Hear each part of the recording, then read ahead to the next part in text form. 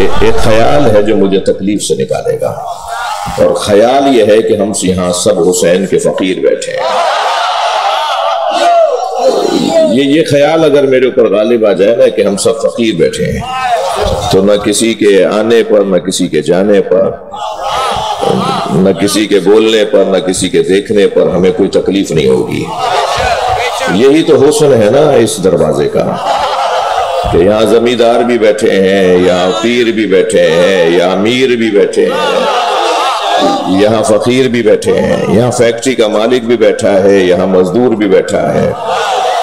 مزدور اسی کے آگے آ کے بیٹھ گیا، اور بیٹھتے بیٹھتے اپنے مالک کو لات بھی مار دی۔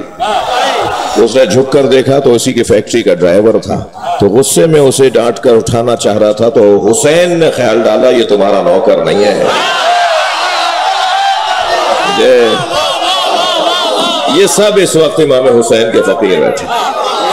یہ جو خیال ہے نا، یہ اتنی بڑی طاقت ہے، یہ سوچ جو ہے، یہ جو خیال ہے، یہ جو عقیدہ ہے، یہ جو نظریہ ہے، یہ اتنی بڑی طاقت ہے کہ ہمارا دشمن ہمیں مار کر مضطرب ہے، ہم مر کے مطمئن۔ اتنی بڑی طاقت ہے یہ۔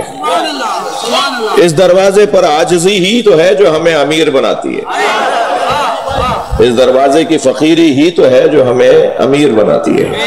اور میری اور آپ کی کیا حیثیت جہاں جبریل بھی فقیر ہو۔ ہاں، میرے مولا امام حسن فرماتے ہیں دربار شام کا تھا، مدینے میں لگا تھا۔ شام کا دربار ایک دفعہ مدینے میں لگا تھا۔ اب میں تو ایسے ہی اشاروں میں بات کرتا ہوں بھائی، جو مجلسی لوگ ہوتے ہیں وہ سمجھ جاتے ہیں، جو کبھی کبھی آنے والے ہوتے ہیں وہ 2 دن بعد سمجھتے ہیں۔ تو شام کا ایک دربار تھا جو مدینے میں لگا، اور میرے مولا امام حسن کی کرسی خالی رہی۔ آپ اس وقت تشریف لائے جب وہ دربار ختم ہو رہا تھا۔ یہ ایک پیغام تھا میرے مولا کا کہ مجھے اس دربار میں آنے کا کوئی شوق نہیں ہے، میرا شہر ہے، میرے لوگ ہیں، میرے چاہنے والے ہیں، ان کی طرف سے اصرار تھا تو حضرت تشریف لے آئے۔ تو اس دوران میں جو حاکم شام کے سامنے تحفوں، ہدیوں، نذرانے، گفٹس جمع ہو گئے تھے نا، ہر آنے والا کوئی نہ کوئی گفٹ لا رہا تھا بادشاہ کے لیے، تو ایک انبار لگ گیا تھا تحفوں کا، ہدیوں کا۔ تو امام جب کرسی پر حضرت آئے تو سب کھڑے ہو گئے، حضرت کو کرسی پہ بٹھایا۔ تو اس نے اپنے ایک نوکر کو آواز دے کر کہا یہ سارے ہدیے حسن مجتبیٰ کے سامنے رکھ دو۔ اور جب وہ نوکر رکھنے لگے نا تو امام کو دیکھ کر کہنے لگا انا ابن الہندہ، میں ہندہ کا بیٹا ہوں۔ تو میرے مولا حسن نے ان نوکروں کی طرف دیکھ کے فرمایا یہ میں نے تمہیں دیے، اور پھر وہاں دیکھ کر کہا انا ابن الزہرا۔ تو وہاں ماحول تو بڑا عجیب ہو گیا تھا۔ تاریخ بتا رہی ہے کہ ماحول بڑا عجیب ہو گیا تھا۔ تو ایک شخص نے کہا کہ کچھ کہیں گے آپ؟ مولا سے کہا آپ کچھ کہیں گے؟ تو حضرت نے فرمایا میرا دل نہیں ہے کہنے کو۔ تو اصرار بڑھنے لگا، آوازیں آنے لگیں کہ آپ کچھ ارشاد فرمائیں، آپ کچھ فرمائیں۔ تو امام حسن نے خطبہ ارشاد فرمایا، جس میں پہلے حصے میں اپنے خاندان کا تعارف کروایا، اور خاندان کا تعارف کرواتے ہوئے فرمایا کہ اور تم میرے بارے میں جاننا چاہتے ہو کہ میں کون ہوں؟ تو سنو، لو شئت لجعلت عراق شاما و شام عراق و جنوب شمالا و شمال جنوبا، میں اگر چاہوں تو عراق کو شام بنا دوں، شام کو عراق بنا دوں۔ میرے مولا امام حسن فرماتے ہیں میں چاہوں تو شمال کو جنوب بنا دوں، جنوب کو شمال بنا دوں۔ گویا امام حسن فرما رہے ہیں میں چاہوں تو زمین کا نقشہ بدل دوں، گویا امام فرما رہے ہیں میں چاہوں تو جغرافیہ بدل دوں۔ تو ایک شخص کھڑا ہو گیا، کہنے لگا فمو کا صغیر و کلاموں کا کبیر، آپ کا دہن چھوٹا ہے، آپ باتیں بڑی کر رہے ہیں، معاذ اللہ معاذ اللہ۔ اس نے توہین کی مولا کی، کہتا ہے آپ کا دہن چھوٹا ہے، آپ کا منہ چھوٹا ہے معاذ اللہ، اور آپ باتیں بہت بڑی بڑی کر رہے ہیں۔ فنظر الیہ شذرا، میرے مولا امام حسن نے اسے غور سے دیکھا اور فرمایا اما تستحین تجلسین فی الرجال، تجھے شرم نہیں آتی مردوں میں بیٹھی ہے؟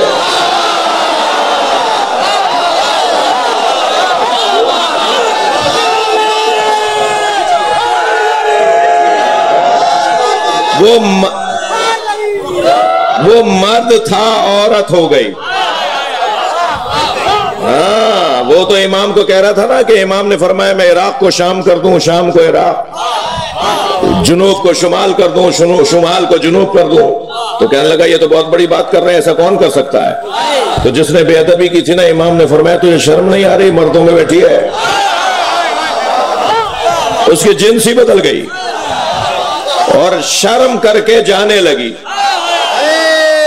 تو جاتے ہوئے امام نے آواز دے کر کہا تیری جو زوجہ تھی اب وہ تیرا شوہر ہو گئی ہے۔ بھائی جلال میں جب آ جائے نا حیدر کرار کا لال، تھک رہے ہیں آپ میری باتوں سے،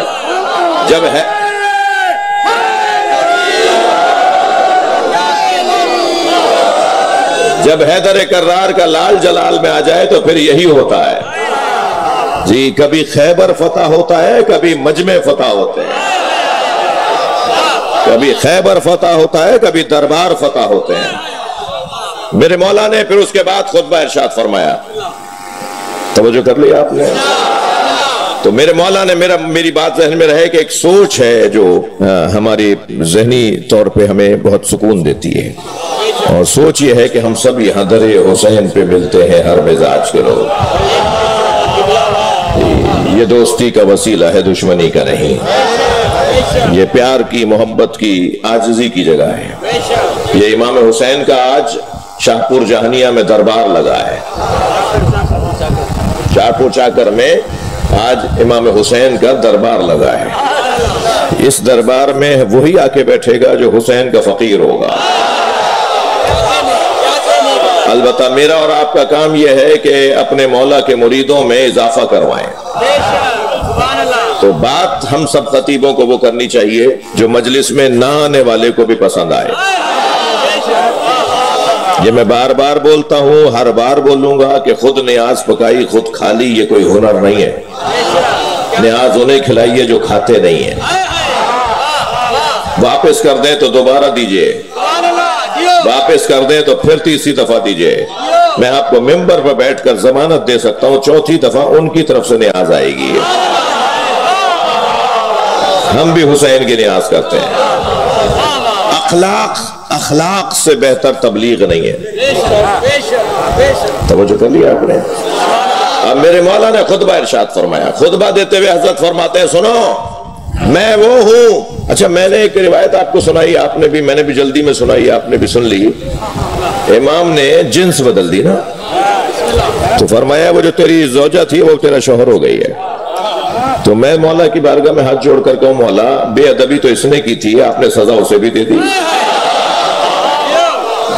سوال بنتا ہے نا، ایک خیال آئے گا نا۔ غدیر کے میدان میں جس نے مولا علی کی ولایت کا انکار کیا تھا، نبی سے آ کر کہا کہ یہ آپ نے اپنی طرف سے کہا ہے یا اللہ کی طرف سے؟ آپ نے جو کہا من کنت مولا فہاد علی مولا، سرکار آپ نے جو کہا کہ جس کا میں مولا ہوں اس کا علی مولا ہے، یہ آپ نے اپنی طرف سے کہا یا اللہ کی طرف سے؟ تو نبی سرکار نے فرمایا میں تو کوئی بات کرتا ہی نہیں ہوں، مگر کرتا ہوں تو اللہ کی طرف سے۔ تو کہنے لگا اگر اللہ کی طرف سے کہا ہے تو پھر اللہ سے کہیے کہ آسمان سے ایک پتھر آئے جو مجھے مار ڈالے۔ ہاں، بغض علی کا بیمار عذاب مانگتا ہے، یہ بیماری ایسی ہے جو لا علاج ہے، یہ خون کی خرابی کی وجہ سے ہے۔ علی مولا کا بغض خون کی خرابی ہے جی۔ اس کے علاج کے لیے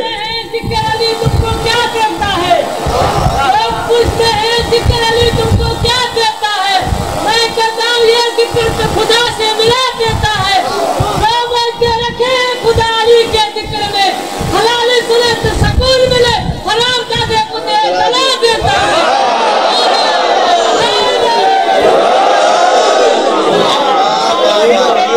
ہاں سناؤ۔ یاد رکھنا علی کے منکر کئی مبادوں میں ڈھل رہے ہیں، یاد رکھنا علی کے منکر کئی مبادوں میں ڈھل رہے ہیں، جہاں منافق ہے چل رہے ہیں۔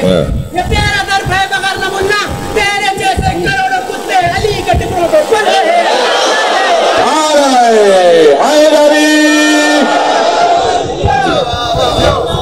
ویسے اب ملا رہے نہیں، جی جی، اب دنیا میں کسی کے پاس چارہ نہیں ہے سوائے علی علی بولنے کے۔ میں آپ کو بشارت دے رہا ہوں، بہت کم وقت رہ گیا ہے، سب اس دروازے پر آئیں گے۔ تیاری کیجئے، امام بارگاہ بڑے بنائیے، تیاری کیجئے، نیاز نظر بڑھا دیجئے، تیاری کیجئے، اہتمام اور انتظامات بڑھا دیجئے۔ یہ امام بارگاہ بہت بڑے تھے، بنے تھے، اب چھوٹے پڑ گئے۔ امام بارگاہ چھوٹے نہیں ہوئے، حسینیوں میں اضافہ ہو گیا۔ یہ ہونے جا رہا ہے، سب کو اس دروازے پر آنا ہے، بالآخر سب یہیں آئیں گے۔ آج آپ ہیں، کل ایک اور اضافہ ہوگا، روزانہ اضافہ ہوگا، اور جو اختیار سے آ رہا ہے اس کا مقام کچھ اور ہے، جو امام زمانہ کے ڈنڈے سے آئے گا اس کا کوئی اور مقام۔ آنا سب کو ہے یہاں پر۔ دنیا کا کوئی عیسائی نہیں رہے گا جو مومن نہ ہو جائے، دنیا کا کوئی یہودی نہیں رہے گا جو مومن نہ ہو جائے۔ تو سنی تو ویسے ہی ہماری جان ہے، سنی تو ہماری جان ہے بھائی، سنی ہمارے بھائی ہیں، بھائی سے زیادہ ہیں۔ بھائی اور ہوتا ہے، جان اور ہوتی ہے۔ ناراض ہو رہے ہیں آپ؟